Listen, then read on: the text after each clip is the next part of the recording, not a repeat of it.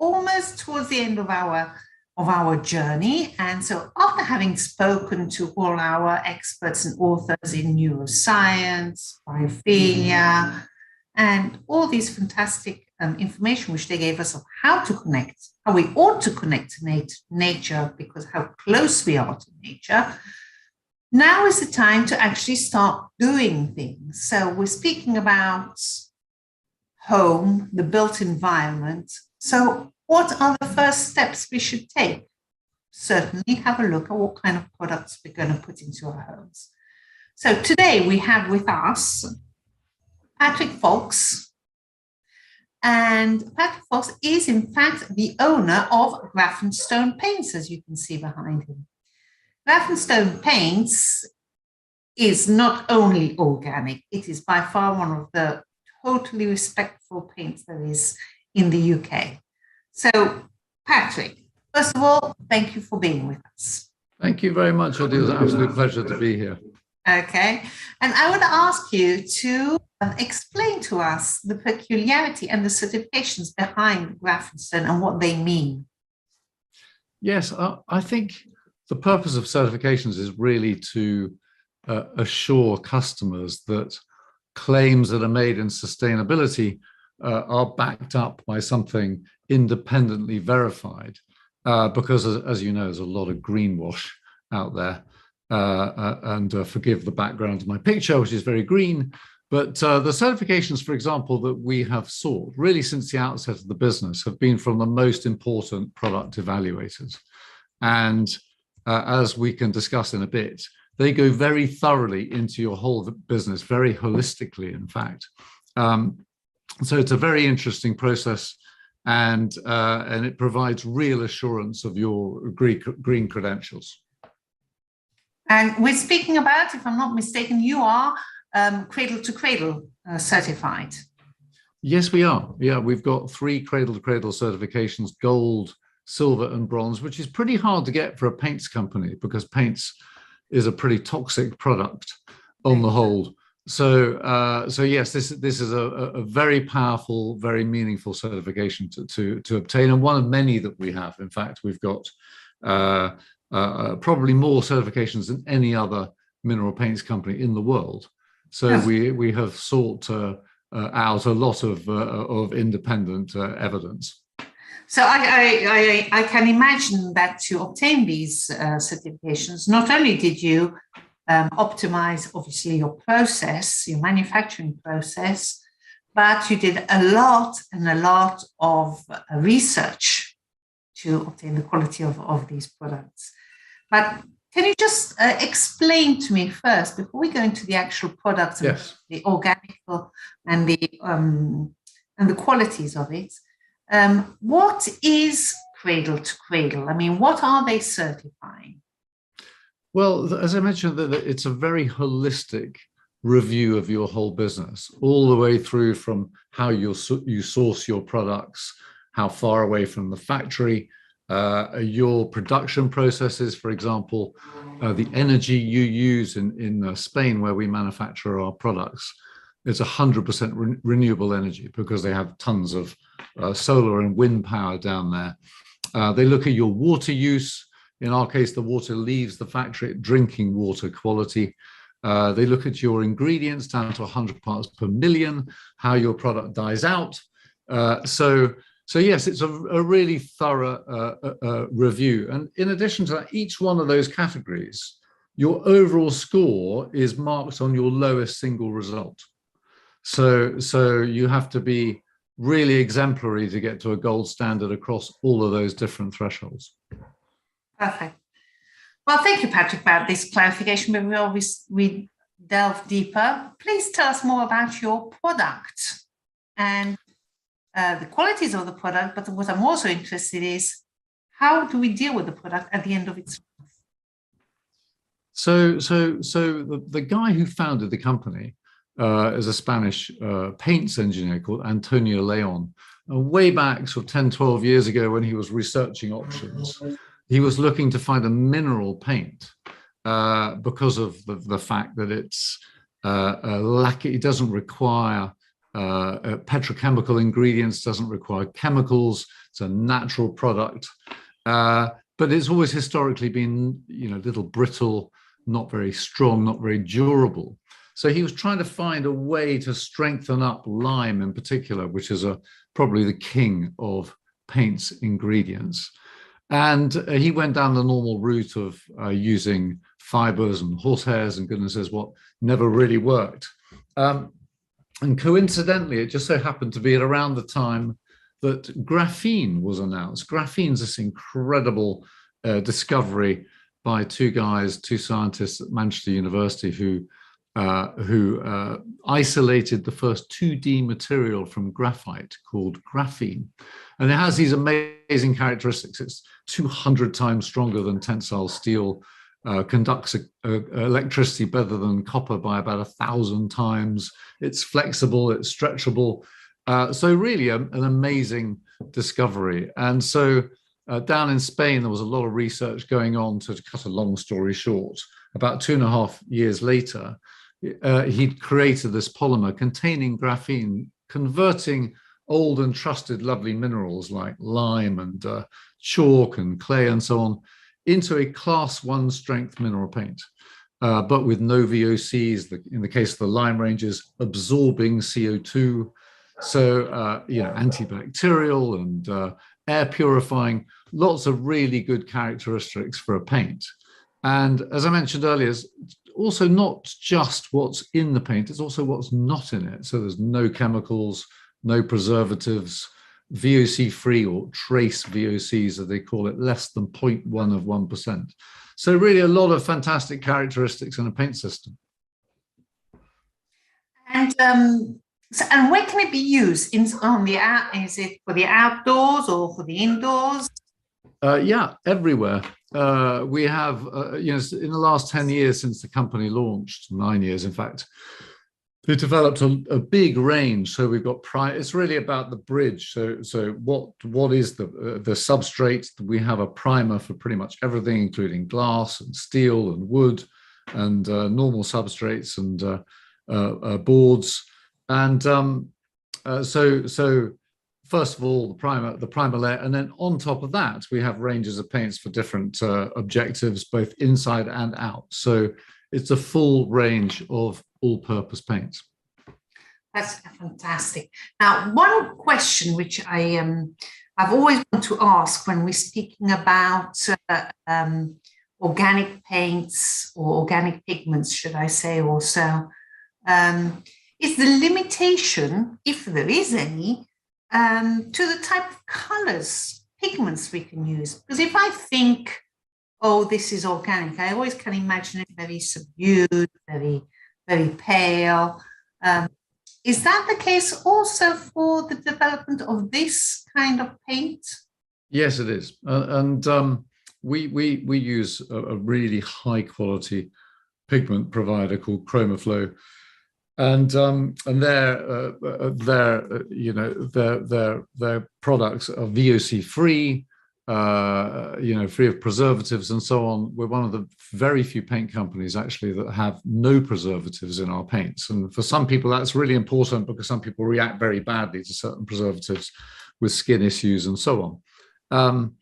But back to your point, some of these pigments work much better outside than others. So for example, even though we have 1,000 colors in our range, only about 380 odd of those are suitable for external use, just because you can use all of them outside, but some won't be as color fast as others. Okay. Well, that already cleans up quite a significant amount. And before I ask you about the second half, just in case people are not clear exactly what it is, can you explain to us what you mean by VOC? Yes, volatile organic compounds. These are sort of light gases that are released by the paints as they cure. And for example, when you've painted using Graphenstone paints, after about an hour when they're dry, there's no smell whatsoever. And there's nothing really being released. The VOCs that we have, less than a gram a litre, are what's called naturally occurring VOCs because there's no chemicals in our products. But If you're buying a typical trade paint, which has thousands of chemicals in them, as well as preservatives and defoamers and goodness knows what, those are the off gases that are released from the paint heavily in the first week, and that's why you get this very strong smell just after you've painted. But even when that smell is gone, they can continue to off gas for many months and even years afterwards. So these are toxic fumes in effect. And I think it's the World Health Organization, they estimated that after you've painted, the VOC levels in your room can go up 1,000 times. So it can be really, really toxic in that space, especially in new builds and so on, where they're being created with such tight controls over airflow to minimize heat loss and one thing and another. Really important that you choose carefully what paints you apply inside your space, because you're going to be breathing that in. Exactly. I think we breathe 11,000 times a day. And the weight of that breath is like 5 times the food we eat. So it's really important. What you breathe in is really important. It's a big killer. And of course, it's important to circulate the air as well. Yes, absolutely. Yeah, ideally. But as I say, with the Graphenstone range, actually, there's no requirement to do that. It'll dry quicker and cure quicker, but you don't have the same safety issue that would enforce that need to create more airflow in your home. Okay. And speaking about safety, can you tell us anything about its inflammability? Yes. So we are classified as a class 0 spread of flames by Exova Warrington, or A1 in EU parlance. And that means because there's nothing in the paints to burn, there's no spread of flames. In other words, you can coat a system which is intended to be fireproof with our paints, and they will complete the system. So in terms of safety, pretty useful little benefit. Perfect. Okay, these are always these issues which come up, when you're coming from obviously procurement in the built environment. These are also these 2 or 3 questions which always come up. Fire is one of them. Yeah, well, it's been very, very relevant, of course, for the last few years. Exactly. So yes, very, very interesting topic, that one. We've just certified another paint that we have as A2 for outdoor use, which is very unusual to get a paint which you can use above, I think it's 18 meters, where you require a specific certification for that. And we've just literally in the last week or 2 completed the certification process for a product of ours which meets those requirements. Perfect. Okay, so listen, Patrick, now I really would like you to delve deep into what I personally always find very concerning, and this also comes from many years having seen pigments being treated and get scared of the end of the process. So yes, we know, as we said, people who know normal paints, the question is, how are you going to deal with your waste? So can you explain to us normally what would happen with a normal kind of paint and what would happen with your kind of Graphenstone paint, the impacts it would have on our environment, how we deal with the waste and the impacts they have on the environment? Yeah, well, I think the best place to start with that is referring back to the cradle-to-cradle certification, because part of that evaluation is how do the products die off. And bear in mind, we've got cradle-to-cradle certification at all, because very few paint companies have it. It gives you an idea that these are products which die out in a very clean way. And goodness, what an important topic this is. There was a bit of research that came out last month from Environmental Action, which is a pretty august company in Switzerland. And they produced a report about plastics in the oceans. And it turns out that we used to believe somewhere around 10% of microplastics in the oceans came from paints. Actually, the new research suggests 58% of all the microplastics in the oceans come from paints. So that's something like 1.9 million tons a year. Can you imagine, of really fine microplastics? If you think of the volume of paint on walls all around the world, it's huge. And as they crumble away into dust, go into the drains, go into the oceans, you start to get a sense of the scale of the issue. So very, very important. When our mineral paints die out, it returns to dust. You can't reuse paint because it's microns thick on the wall.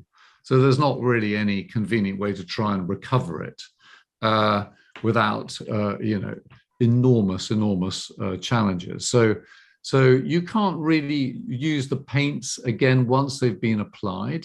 But in terms of the way that they die out, it's with no harm at all. Okay.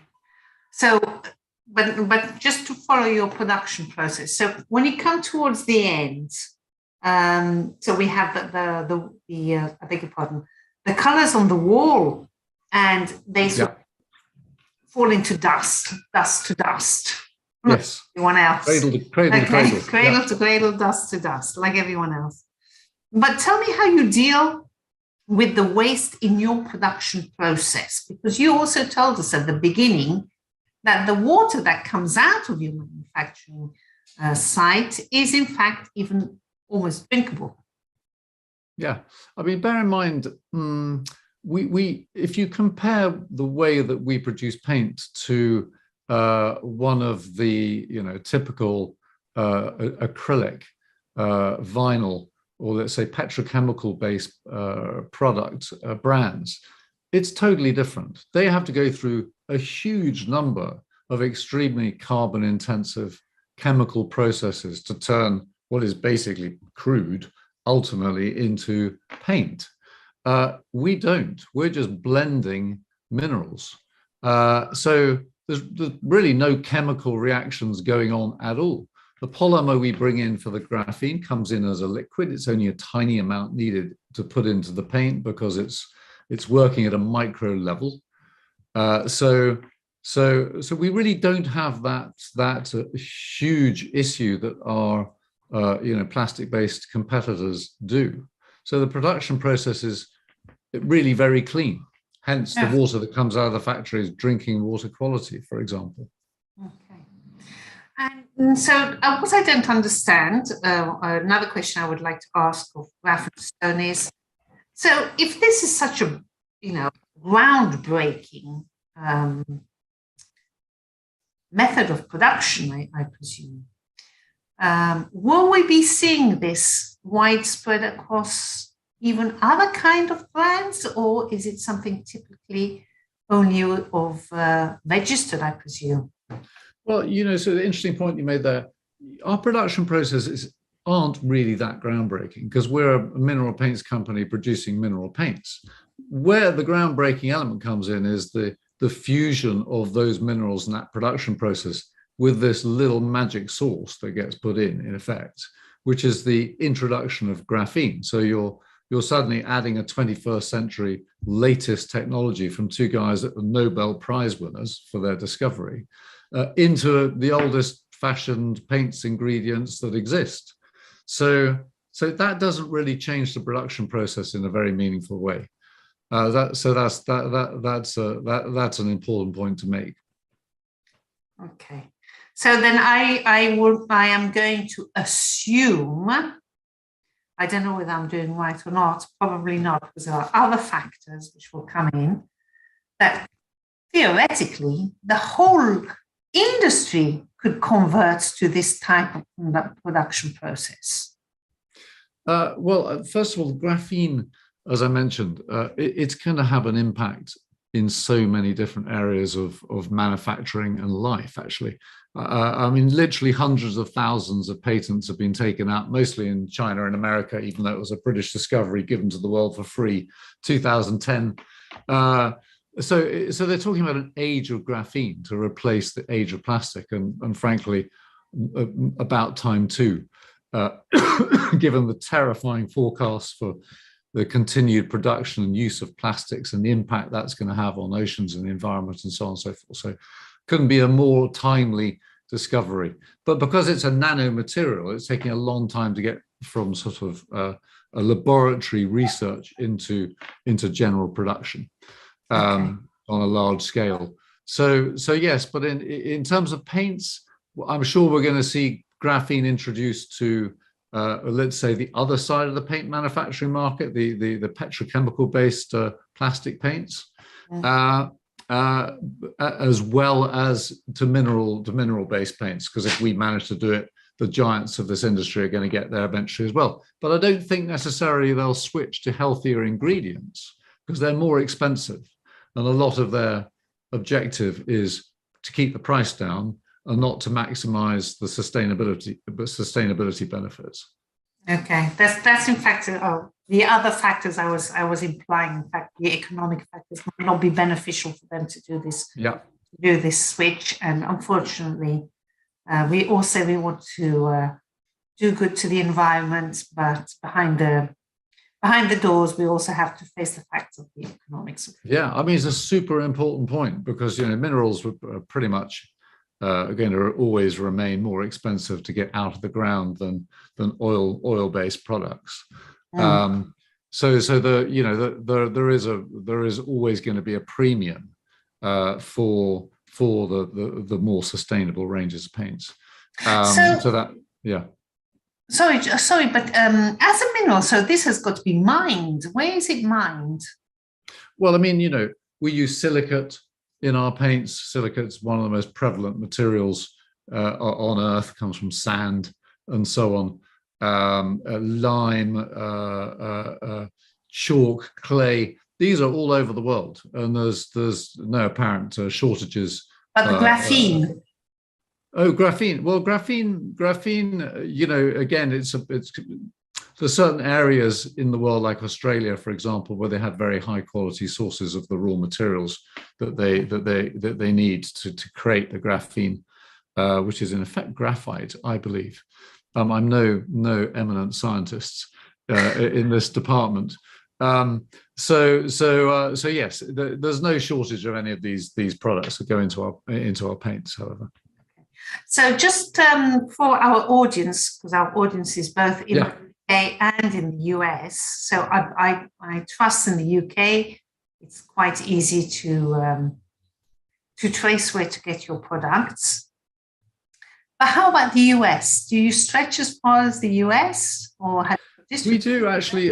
Graphenstone's in about 40 countries around the world. Good. And I believe there are 2 distributors in the US of Graphenstone products. We all have our nuances. So, for example, we have our own ranges of colors. You can see just behind me a small element of our house range, which is 96 shades, and we have over 1,000 in total. We color match. So, we've got you on color. And actually, this is a really important point to make, because most paints are sold on color.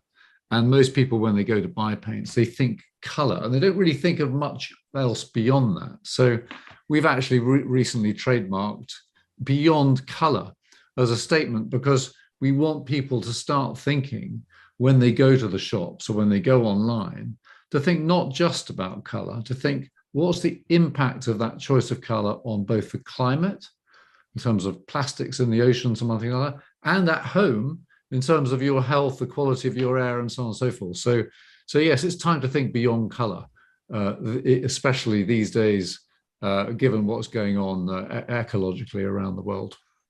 Certainly.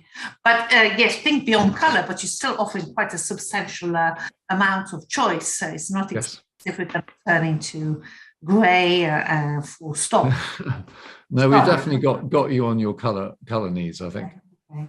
And so just for our audience to know, we will be putting your website in as a link. So if they want to look for distributors, can they connect directly to your website, or do you have? Yes, definitely. Best place to go initially is graphenstone-ecopaints.store.